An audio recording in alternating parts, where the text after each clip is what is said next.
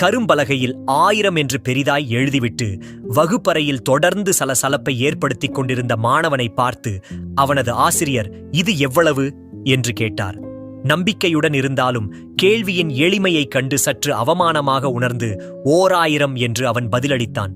இப்போது ஆசிரியர் கூடுதலாக ஒரு சுழியை அந்த எண்ணின் வலப்பக்கம் 10,000 என எழுதி இணைத்துவிட்டு, இப்போ இது எவ்வளவு சொல் என்று அவனிடம் மீண்டும் கேட்டார். 10,000 என்று உடனடியாக பதில் வந்தது.